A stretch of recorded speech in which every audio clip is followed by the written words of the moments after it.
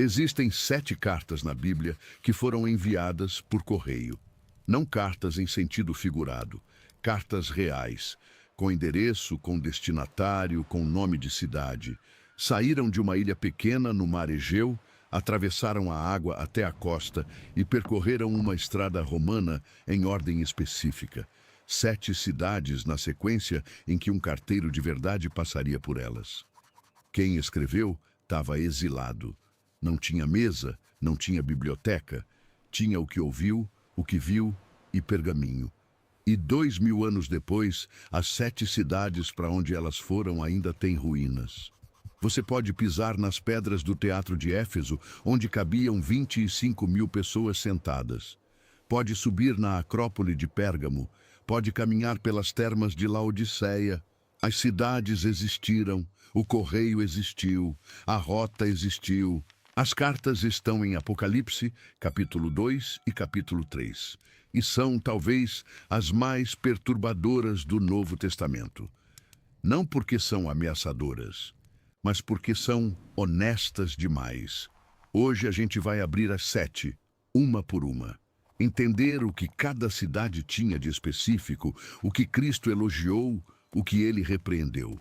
E por que cada uma dessas cartas, escrita há quase 2000 anos, ainda mira em alguma coisa que a igreja moderna faz, esconde ou tenta evitar. Antes das cartas, o cenário. Quem escreveu, em que circunstância e por que isso muda a forma como a gente lê tudo que vem depois. O autor se identifica como João. Em Apocalipse capítulo 1, versículo 9, ele diz que está na ilha chamada Patmos, por causa da palavra de Deus e do testemunho de Jesus. Patmos era uma ilhota rochosa no mar Egeu, do tamanho de um bairro pequeno. Os romanos usavam ela como local de exílio para prisioneiros políticos. Os primeiros cristãos identificaram esse João com o apóstolo, exilado no fim do reinado do imperador Domiciano, por volta do ano 95 depois de Cristo. Por que isso importa? Porque Domiciano era um imperador específico.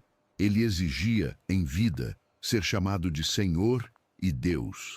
Nas províncias da Ásia Menor, onde ficavam essas 7 cidades, o culto ao imperador era pesado. Tinha templo em Éfeso, tinha altar em Pérgamo.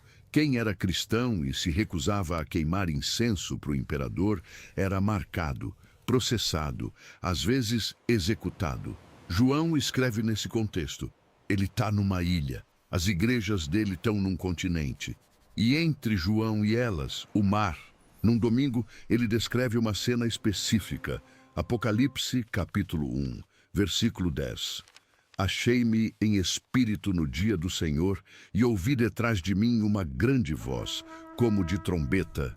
Ele se vira e vê uma figura no meio de 7 candeeiros de ouro. Para nessa imagem, porque a palavra que João usa para candeeiro é importante. Em grego, é lishnia.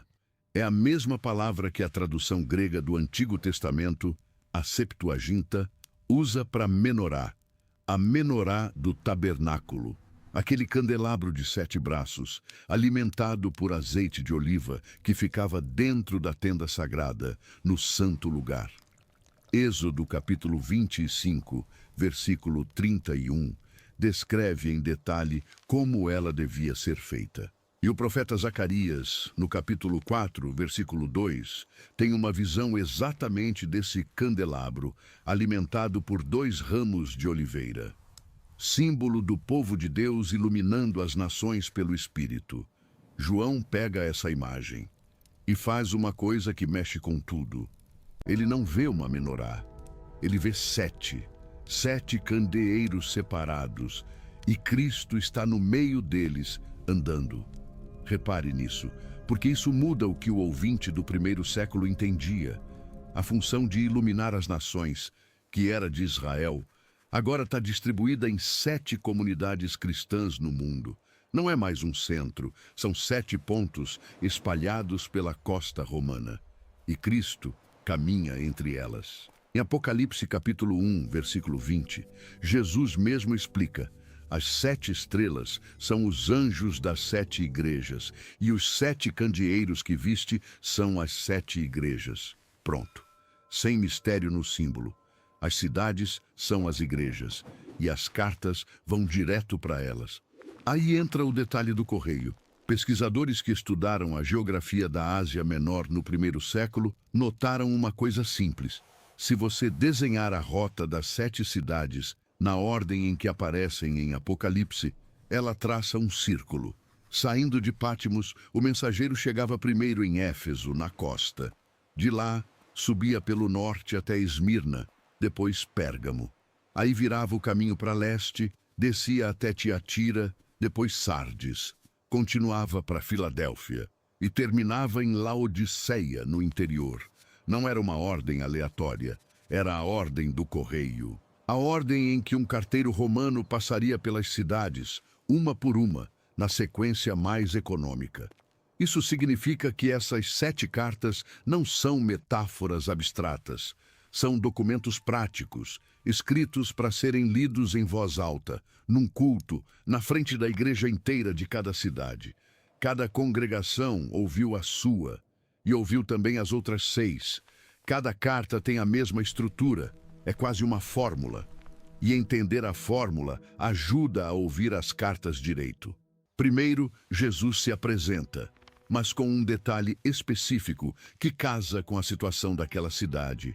Para Éfeso, ele aparece como aquele que segura as 7 estrelas e anda no meio dos 7 candeeiros. Para Esmirna, como o primeiro e o último, que esteve morto e revive. Para Pérgamo, como aquele que tem a espada aguda de 2 fios. Cada autodescrição é a chave da carta. Segundo, ele faz um louvor. Diz o que reconhece, o que aprova. Terceiro, na maioria das cartas, vem a reprovação. O que está errado. Quarto, ele faz uma chamada. Um chamado para arrepender, para acordar, para se firmar. E quinto, ele faz uma promessa, sempre dirigida àquele que vencer. E sempre uma promessa que mira numa coisa específica que aquela cidade conhece de perto. 5 partes em cada carta. 7 cartas. E todas terminam com a mesma frase. Quem tem ouvidos, ouça o que o Espírito diz às igrejas. Pronto. Agora a gente tem um mapa. Vamos para a primeira. 1. Éfeso. Éfeso era a maior cidade da rota. Centro comercial gigantesco, porto importante, capital de fato da província romana da Ásia. Tinha o templo de Ártemis, considerado uma das 7 maravilhas do mundo antigo. 127 colunas de quase 18 metros de altura, 4 vezes maior que o Partenon de Atenas. Era prestígio puro. A igreja em Éfeso era veterana. Paulo tinha trabalhado lá por 2 anos, segundo Atos 19. Timóteo pastoreou ela. Algumas tradições antigas dizem que João morou em Éfeso depois do exílio. Era uma das igrejas mais bem instruídas, mais bem organizadas, mais cuidadas do mundo cristão antigo. E é justamente para essa igreja que vem uma das repreensões mais cortantes do Novo Testamento. Apocalipse capítulo 2, versículos 2 e 3, abre com louvor. Jesus diz: conheço as tuas obras, e o teu trabalho, e a tua paciência, e que não podes sofrer os maus. Ele elogia o esforço delas, elogia a vigilância contra falsos apóstolos, elogia o ódio às obras dos nicolaítas. A gente vai chegar nos nicolaítas em Pérgamo. Guarda esse nome. Era uma igreja que sabia identificar erro doutrinário, que não tolerava a heresia, que tinha resistência. Tudo coisa boa. E aí vem o golpe. Versículo 4. Tenho contra ti que deixaste o teu primeiro amor. Para um pouco e pensa nisso. A igreja estava certa em quase tudo. Trabalho duro, vigilância, ortodoxia, paciência. E mesmo assim, Cristo encontra alguma coisa para repreender. E não é uma falha técnica. É uma falha no centro. Eles tinham deixado de amar. Você pode acertar tudo no manual e mesmo assim virar uma igreja morta por dentro. Ortodoxia sem amor é casca. E a ameaça que vem depois é pesada. Versículo 5. Lembra-te, pois, de onde caíste, arrepende-te e pratica as primeiras obras. Quando não, brevemente a ti virei e tirarei do seu lugar o teu candeeiro, se não te arrependeres. Tirar o candeeiro. Lembra do que a gente acabou de falar? Os candeeiros são as igrejas. Cristo caminha no meio deles e ele está dizendo: se vocês não voltarem ao primeiro amor, eu tiro o candeeiro de Éfeso da fileira. Vocês vão sumir. A igreja vai parar de existir. E olha o detalhe histórico. A cidade de Éfeso, com o tempo, foi perdendo importância. O porto encheu de areia pelo assoreamento do rio Caístro. A população foi minguando. Hoje, Éfeso é ruína turística. Tem pedra, tem teatro, tem coluna.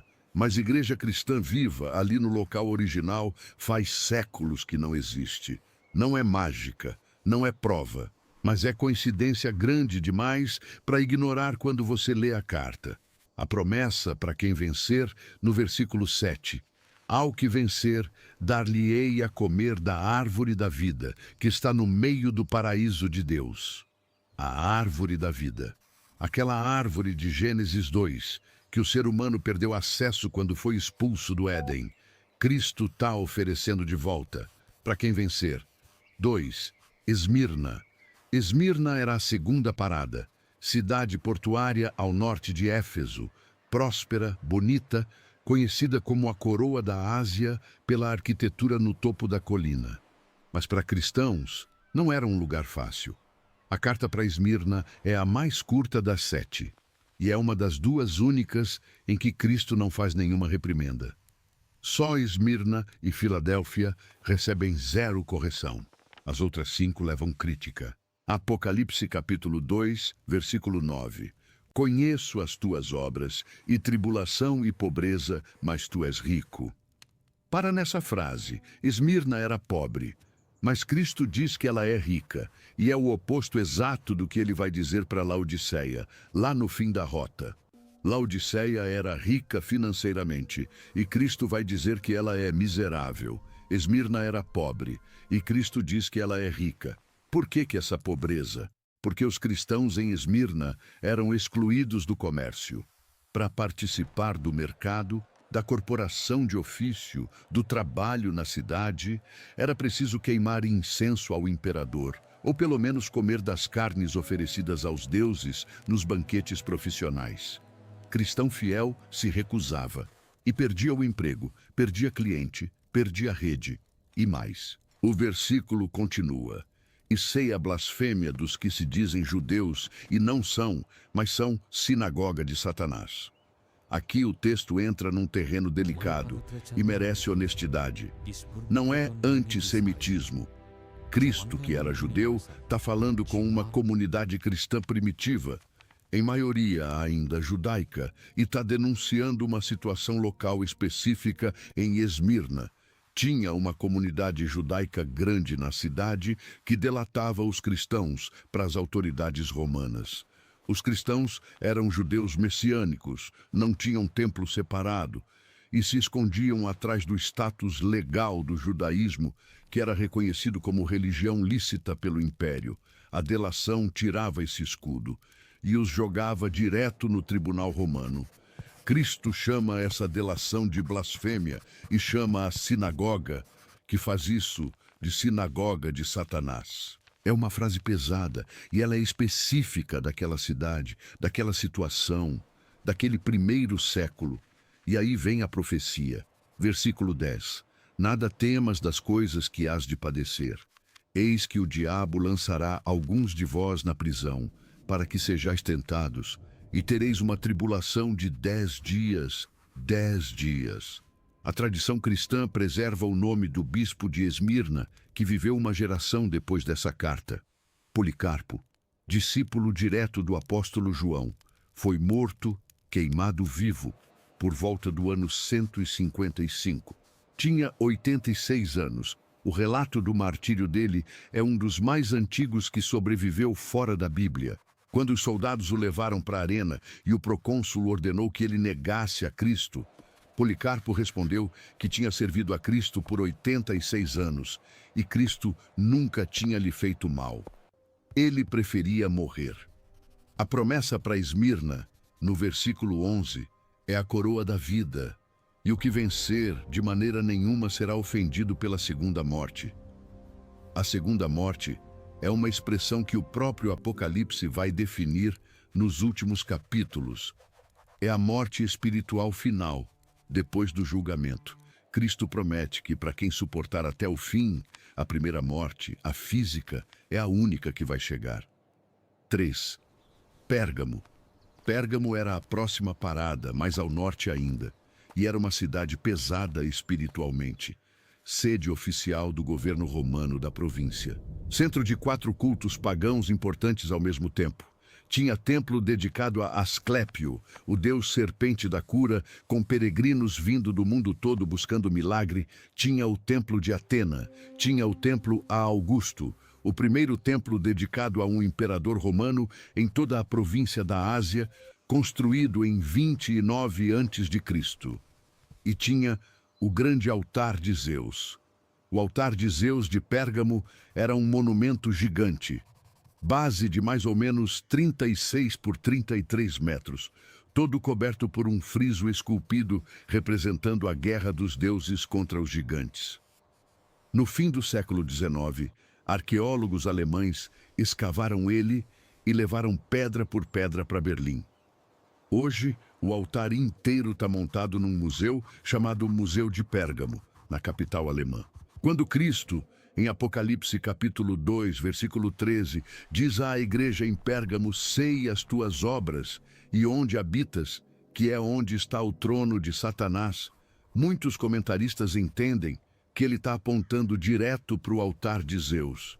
Era a estrutura mais imponente da cidade, visível do alto da Acrópole, e era exatamente um trono ritual onde os sacrifícios eram queimados.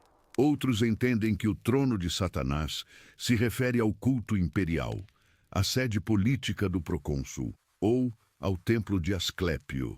A serpente de Asclépio era o símbolo da cidade, aparecia nas moedas. E serpente, na tradição bíblica, desde Gênesis 3, é símbolo direto do adversário. Provavelmente é tudo junto. Pérgamo era um nó de poder espiritual hostil. E mesmo assim, no meio disso, tinha uma igreja cristã. Cristo elogia. Diz que eles seguraram firme o nome dele e menciona um nome próprio em Apocalipse, capítulo 2, versículo 13, Antipas, minha testemunha fiel, chamado por Cristo, que foi morto entre eles. E aqui entra um detalhe interessante de etimologia. A palavra grega, traduzida como testemunha, é martíros. É a raiz da palavra mártir, em português.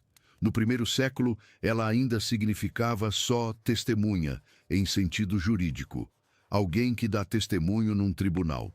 Mas com o tempo, conforme cristãos foram morrendo por dar testemunho, a palavra mudou. Ser testemunha de Cristo virou tão perigoso que martíros, em grego cristão, passou a significar aquele que morreu pelo testemunho. Mártir. Antipas é uma das primeiras vezes que essa palavra começa a fazer essa transição dentro do Novo Testamento. A tradição posterior conta que ele foi bispo de Pérgamo, executado por queima dentro de um touro de bronze oco no reinado de Domiciano. Não temos confirmação histórica primária do martírio nesses detalhes específicos, mas o nome dele está ali, na carta, com endereço e tudo. Antipas, mártir verdadeiro, em uma cidade onde o trono de Satanás era a estrutura mais alta. E Cristo elogia a fidelidade. Mas a carta para Pérgamo não termina aí. Tem um porém pesado que volta para a cidade pelo mesmo nome que apareceu em Éfeso, os Nicolaítas.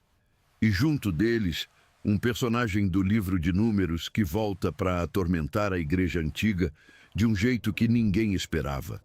A história de Balaão está no livro de Números, capítulos 22 a 25 e fechando no capítulo 31. Balaão era um profeta pagão. Foi contratado pelo rei Balaque dos Moabitas para amaldiçoar Israel quando o povo estava passando pelo deserto. E aí vem aquela cena famosa da jumenta que fala: Deus fechou a boca de Balaão, ele não conseguiu amaldiçoar. Saiu bênção em vez de maldição, 3 vezes seguidas. Mas Balaão não desistiu. Ele encontrou outro caminho. Em vez de amaldiçoar Israel de fora, ele ensinou Balaque a corromper Israel de dentro. Mandou as mulheres moabitas para o acampamento. Os homens de Israel se misturaram com elas. Passaram a comer das carnes oferecidas aos ídolos de Moabe. E Israel caiu no que a maldição direta não tinha conseguido fazer. Cristo, em Apocalipse capítulo 2, versículo 14, traz esse nome de volta. Ele diz à igreja em Pérgamo: tens lá os que seguem a doutrina de Balaão, o qual ensinava Balaque a lançar tropeços diante dos filhos de Israel, para que comessem dos sacrifícios da idolatria e se prostituíssem. Quem era essa gente em Pérgamo?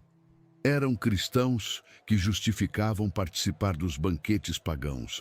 Argumentavam que o ídolo não existe, que a carne é só carne, que para manter o emprego e o lugar na cidade, comer e participar não tem problema nenhum. E Cristo, no versículo 16, responde: arrepende-te, e quando não, em breve virei a ti, e contra eles batalharei com a espada da minha boca. A espada da boca. Lembra como Cristo se apresentou para Pérgamo? Aquele que tem a espada aguda de 2 fios. Pérgamo era a cidade onde o procônsul romano tinha o ius gladii, o direito da espada, o poder legal de execução. Cristo está dizendo, sem rodeios, que a espada que vocês temem é a do procônsul. Mas a espada de verdade, a que decide o eterno, é a minha. E ela sai pela minha boca. A promessa para quem vencer, no versículo 17, é estranha e bonita. Dar-lhe-ei a comer do maná escondido, e dar-lhe-ei uma pedra branca, e na pedra um novo nome escrito, o qual ninguém conhece senão aquele que o recebe. Maná escondido era uma porção do maná do deserto, guardada num vaso dourado dentro da Arca da Aliança, lá em Êxodo 16. Cristo promete a refeição secreta de Deus. E a pedra branca, no costume romano, podia significar 2 coisas. Era a pedra que o juiz lançava para absolver um réu no tribunal, em vez da pedra preta da condenação. E era também o ingresso branco para entrar nos banquetes imperiais. Cristo oferece os 2. Absolvição e convite para o banquete eterno, com um nome novo que só você e ele conhecem. 4. Tiatira. Tiatira era a menor das 7 cidades, mas a carta dela é a mais longa. É curiosa essa inversão. A cidade não tinha templo de imperador, não tinha o porto de Esmirna, não tinha o prestígio de Pérgamo. Era um centro industrial, especialmente conhecida pelas guildas, as corporações de ofício. Tinha guilda de tintureiros, de oleiros, de padeiros, de curtidores, de trabalhadores do bronze, de tecelões. A cidade era uma rede de profissões organizadas. No livro de Atos, capítulo 16, versículo 14, aparece uma mulher chamada Lídia, vendedora de púrpura, natural de Tiatira. A púrpura era a tinta cara, extraída de moluscos, que coloria as togas das elites romanas. Tiatira fornecia. Cada guilda tinha uma divindade patrona. E cada guilda tinha banquetes, e nos banquetes comia-se carne oferecida ao deus da guilda, brindava-se em nome dele, e em alguns casos prostituição ritual fazia parte. Recusar era perder a profissão, era sair da rede, era empobrecer a família. Cristo se apresenta para Tiatira como aquele que tem os olhos como chama de fogo e os pés como bronze polido, em Apocalipse capítulo 2, versículo 18. Olhos de fogo veem tudo, pés de bronze pisam firme, e bronze era exatamente o que se trabalhava em Tiatira. Ele elogia o amor, a fé, o serviço, a paciência, e diz que as últimas obras delas são mais que as primeiras, o oposto de Éfeso. Tiatira estava crescendo no amor, mas tinha uma figura na igreja, e Cristo dá um nome a ela. Apocalipse, capítulo 2, versículo 20. Tenho contra ti que toleras que Jezabel, mulher que se diz profetiza, ensine e engane os meus servos, para que se prostituam e comam dos sacrifícios da idolatria. Jezabel, no Antigo Testamento, foi a rainha estrangeira que casou com Acabe, em 1 Reis 16, e introduziu o culto a Baal em Israel. Não é o nome de batismo dessa mulher de Tiatira. Cristo está usando o nome simbolicamente como um rótulo. Ela cumpria, dentro da igreja de Tiatira, a mesma função que Jezabel cumpriu em Israel. Convencia cristãos a participar dos banquetes das guildas. Argumentava que era preciso, era prático, era a única forma de manter o ofício. A promessa para quem vencer em Tiatira é dupla. Autoridade sobre as nações, ecoando o Salmo 2, e aquilo que Cristo chama de a estrela da manhã. Lá no fim do Apocalipse, no capítulo 22, versículo 16, Jesus se identifica como a brilhante estrela da manhã. A promessa para Tiatira é Cristo mesmo. 5. Sardes. Sardes era cidade antiga e arrogante. Tinha sido capital do reino da Lídia, governada pelo rei Creso. O nome Creso virou sinônimo de ricaço até hoje. O ouro de Sardes vinha do leito do rio Pactolo, que cruzava a cidade. Os primeiros povos a cunhar moeda de ouro e prata foram os lídios, ali em Sardes. A cidade ficava no alto de uma acrópole quase impossível de subir, penhasco vertical, com uma única passagem estreita. Sardes tinha fama de inconquistável e foi conquistada 2 vezes, pela mesma falha. A primeira foi pelo rei persa Ciro, no século VI a.C. Um soldado lídio deixou cair o capacete pelo penhasco, desceu para pegar, voltou. Os persas viram a rota, subiram à noite. Os defensores estavam dormindo. Sardes caiu. A segunda vez foi por Antíoco, no século III a.C., da mesma forma. Sentinela desatento. Subida noturna. Cidade tomada. E Cristo, em Apocalipse capítulo 3, versículo 1, abre a carta com uma frase que mira nessa história. Conheço as tuas obras, que tens nome de que vives e estás morto. Tem nome de que vive, reputação de igreja viva. Mas por dentro, morte.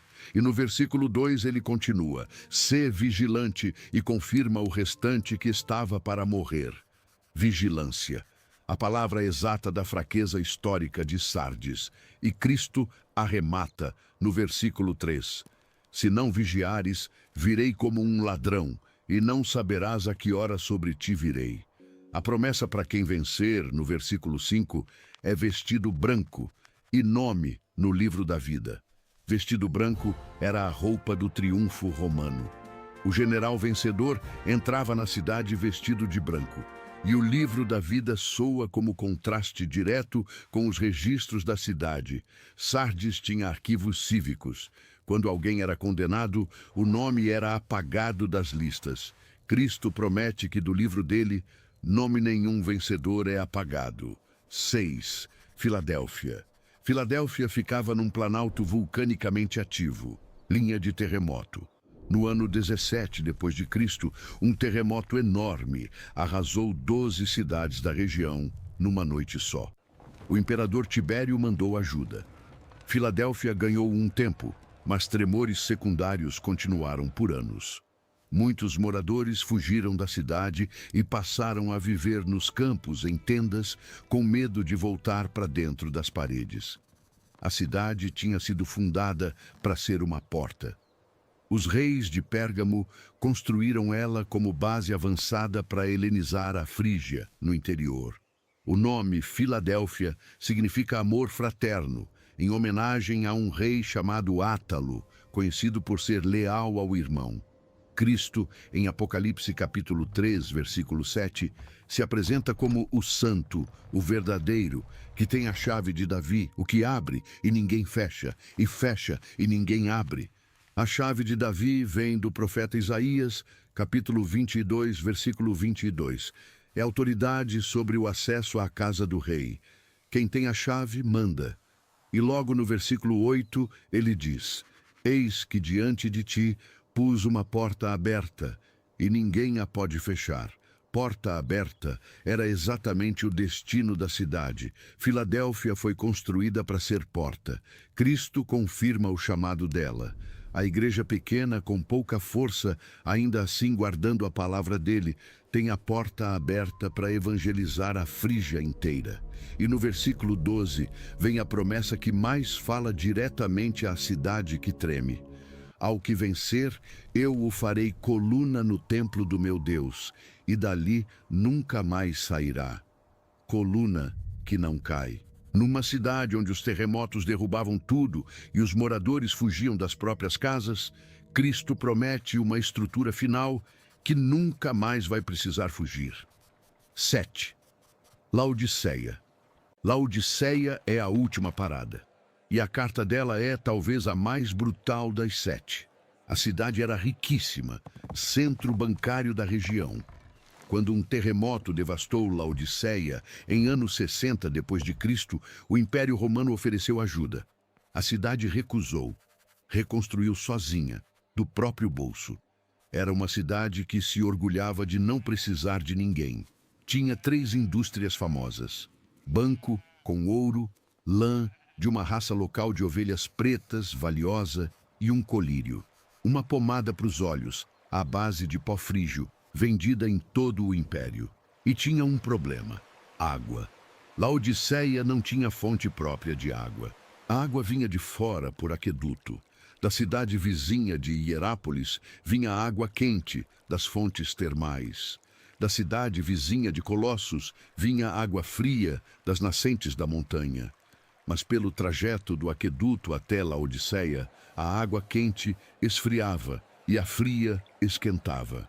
Quando chegava na cidade era morna e carregada de minerais. Quem bebia ela direto, sem filtrar, vomitava. Cristo, em Apocalipse capítulo 3, versículos 15 e 16, diz: Conheço as tuas obras, que nem és frio nem quente. Quem dera fosses frio ou quente. Assim, porque és morno, e não és frio nem quente, vomitar-te-ei da minha boca. Não é metáfora abstrata, é a água da cidade. Cristo está dizendo: você é a sua própria água. Inútil para refrescar, inútil para curar, só dá ânsia. E no versículo 17, ele desmonta a fachada da cidade inteira. Como dizes, rico sou, e estou enriquecido, e de nada tenho falta. E não sabes que és um desgraçado e miserável e pobre e cego e nu. Olha a precisão. Rico, ele responde com o ouro do banco, cego com o colírio, nu com a lã. Cristo mira nas 3 indústrias da cidade e diz em uma frase só: vocês têm tudo isso e mesmo assim estão cegos, nus e quebrados. A solução que ele oferece no versículo 18 usa as mesmas 3 imagens. Compra dele ouro provado no fogo. Veste-te com vestiduras brancas que ele dá. Unge os olhos com colírio que ele aplica. E aí no versículo 20 vem aquela imagem que virou ícone. Eis que estou à porta e bato. Se alguém ouvir a minha voz e abrir a porta, entrarei em sua casa e com ele cearei, e ele comigo. A imagem é direta. Cristo, do lado de fora da própria igreja, batendo. Não está lá dentro, está fora. E a porta abre por dentro. Ele não arromba, ele bate e espera. A promessa para quem vencer, no versículo 21, é a mais alta de todas as 7. Ao que vencer, lhe concederei que se assente comigo no meu trono. 7 cidades, 7 cartas, 7 espelhos. E aqui talvez esteja o ponto que costura tudo. Cristo não escreveu para 7 tipos de cristãos. Ele escreveu para 7 igrejas, cada uma com endereço, cada uma com problema próprio. E juntas, elas formam um retrato do que a igreja, em qualquer época, pode se tornar. Tem a igreja que acerta tudo, menos o amor. Tem a igreja perseguida, fiel até a morte. Tem a igreja que tolera o compromisso com o mundo. Tem a igreja que cresce no amor, mas tolera a falsa profetisa. Tem a igreja com nome de viva e por dentro morta. Tem a igreja pequena, com pouca força e porta aberta. E tem a igreja rica, satisfeita, que precisa abrir a porta para Cristo entrar. E o detalhe mais inquietante é o que Cristo disse logo na abertura, Lá no capítulo 1, ele anda no meio dos candeeiros. Ele caminha entre as igrejas. Ele vê. As cidades viraram ruínas. Éfeso é pedra. Pérgamo é museu na Alemanha. Laodiceia é escavação aberta. Mas o que aquelas cartas tocam, ainda toca. Porque a igreja, a comunidade dos que tentam seguir Cristo, continua existindo no mundo e continua se parecendo em algum aspecto com uma das 7. A frase que termina cada uma delas é a mesma. Quem tem ouvidos, ouça o que o Espírito diz às igrejas, no plural. Cada carta foi escrita para uma cidade, mas o convite para ouvir é para todas. Se esse vídeo te trouxe alguma coisa nova sobre o que essas cartas significam, compartilha com alguém que também ia gostar de saber. Deixa o like, se inscreve no canal se ainda não for inscrito. A gente se vê no próximo.